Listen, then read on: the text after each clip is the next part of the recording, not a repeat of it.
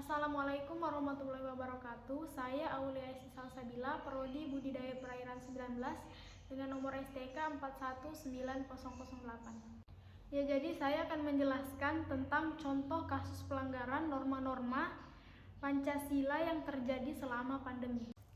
Yang pertama yang akan saya jelaskan yaitu contoh perilaku yang melanggar nilai persatuan.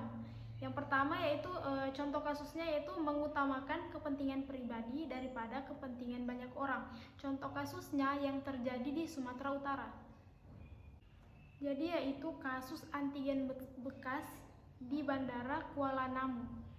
Jadi kasus antigen bekas di Bandara Kuala Namu ini terungkap dari penggerebekan yang dilakukan oleh Polda Sumatera Utara pada tanggal 27 April 2021. Jadi kronologisnya, dalam aksinya mereka bersekongkol mendaur ulang alat rapid test bekas pakai demi keuntungan pribadi. Mereka sudah melancarkan aksinya tersebut sejak Desember 2020 dan berhasil meraup uang hingga 1,8 miliar. Dijelaskan bahwa mereka menggunakan stik yang bekas dan juga baru selama masih ada stoknya. Stik yang bekas akan digunakan terlebih dahulu.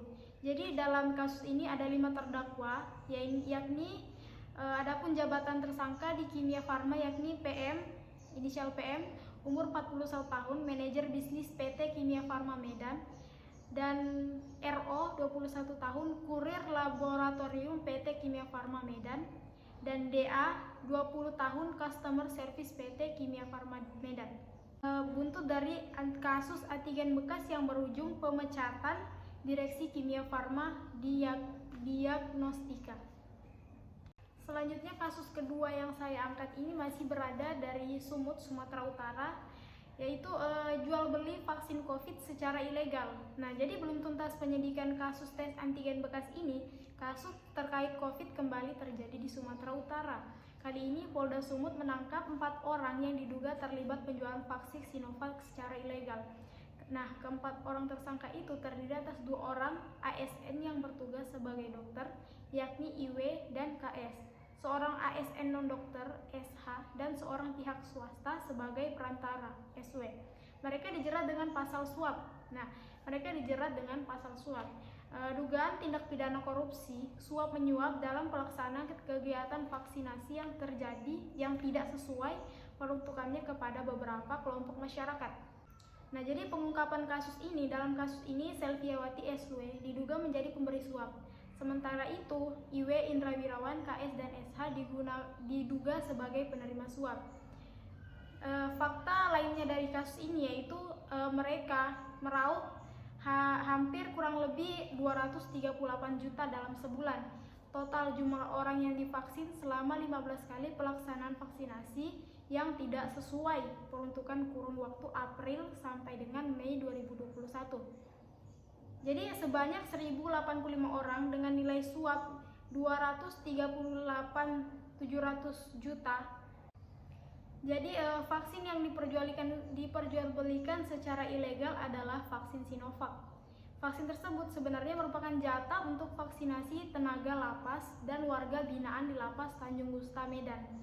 Namun disalahgunakan dengan diperjualbelikan kepada pihak yang tidak berhak.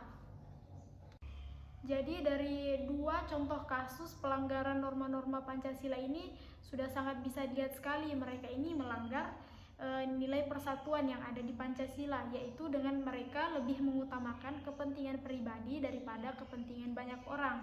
Dan juga mereka tentunya melanggar perilaku nilai keadilan, yaitu menyalahgunakan kekuasaan dan jabatan yang menyengsarakan rakyat.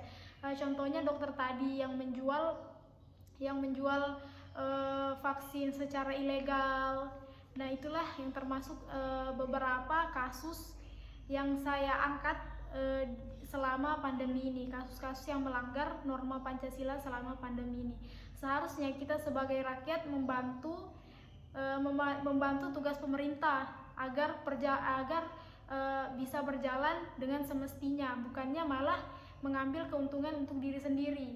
Jadi semestinya kita tidak usah mengambil kepentingan pribadi di situ. Karena kita semua dalam keadaan sama-sama susah, sama-sama pandemi. Dimana di situ juga semua orang susah mencari makan, susah mencari nafkah, mencari kerjaan, bahkan banyak yang di PHK.